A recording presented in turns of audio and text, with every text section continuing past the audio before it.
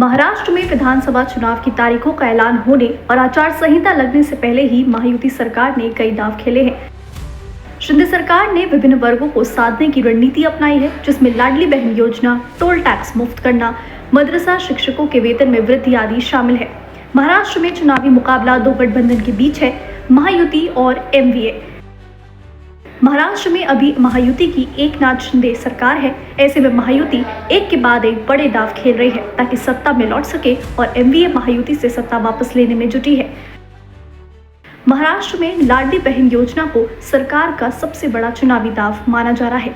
शिंदे सरकार ने एक के बाद एक कैबिनेट में ताबड़तोड़ फैसले किए। इन फैसलों में सभी जातियों और धर्मों को जोड़ने का प्रयास किया गया। मुंबई में आम लोगों से जुड़ा मुद्दा टोल टैक्स का है। शिंदे सरकार ने कार, जीप, वैन समेत हर एक छोटे वाहन के लिए टोल टैक्स फ्री कर दिया है।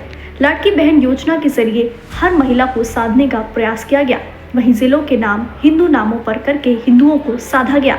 इसके अलावा शिंदे सरकार ने मुसलमानों को यह संदेश देने का प्रयास किया कि सरकार सबका साथ सबका विकास की तर्ज पर काम कर रही है। इसके लिए अजीत पवार की एनसीपी को साथ में लिया। मदरसों में पढ़ाने वाले शिक्षकों का वेतन 6,000 से बढ़ाकर 16,000 कर दिया गया।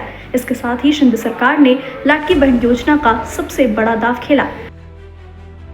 महागठबंधन सरकार ने जुलाई महीने से लाडली बहन योजना शुरू की थी।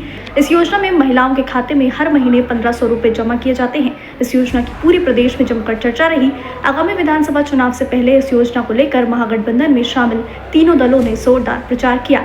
इस बीच प्यारी बहनों की दिवाली और भी मीठी करने के लिए सरकार ने दिवाली पर बहनों को 5,500 रुपए का बोनस भी देने की तैयारी की है। महाराष्ट्र सरकार ने मुंबई में एंट्री के लिए सभी 5 टोल बूथ पर हल्के मोटर व्हीकल के लिए टोल पूरी तरह से खत्म कर दिया है। टोल के रूप में 45 से 75 रुपए लिए जाते थे।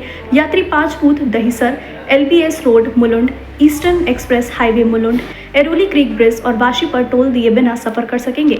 हल्के मोटर व्हीकल में car, jeep, van, auto rickshaw, taxi, delivery van और छोटे ट्रक शामिल हैं।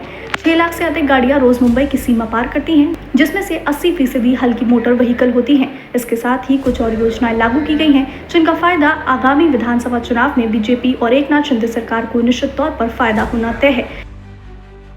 इन योजनाओं में मदरसों में पढ़ाने वाले शिक्षकों की वेतन बढ़ाने का प्रस्ताव पास किया गया। पहले 6,000 वेतन मिलता था, अब 16,000 मिलेगा। पुणे एयरपोर्ट का नाम जगत गुरु संत तुकाराम महाराज पुणे इंटरनेशनल एयरपोर्ट करने के प्रस्ताव को मंजूरी दी गई। महाराष्ट्र सरकार ने जैन समुदाय के लिए आर्थिक कल्याण निगम बनाने के प्रस्ताव को मंजूरी दी है। महाराष्ट्र के ओलंपिक और पैरालंपिक पदक विजेता खिलाड़ियों के लिए पुरस्कार राशि में संशोधन किया गया है। ओबीसी में शामिल बारी, तेली, हिंदू खटी, लोरारी जैसे समुदायों के लिए वित्तीय विकास निगम स्थापित करने का ऐलान किया गया। इसके साथ ही महाराष्ट्र सरकार ने बौद्ध समुदाय से संबंधित सांस्कृतिक और शैक्षणिक संस्थानों को 10 लाख रुपए तक का अनुदान दिए जाने का निर्णय लिया है। गांव के बाहर आवासीय भवनों, व्यावसायिक और औद्योगिक उपयोग के भवनों आदि पर गैर कृषि कर माफ करने का निर्णय लिया गया। गांव का अर्थ है गाँव के मध्य का क्षेत्र। इस क्षेत्र में गांव के लोगों के घर, दुकानें, मंदिर, स्कूल आदि हैं। इसके अलावा कुनबी समुदाय की 3 उपजातियों को अन्य पिछड़ा वर्ग में शामिल करने के प्रस्ताव को मंजूरी दी गई है।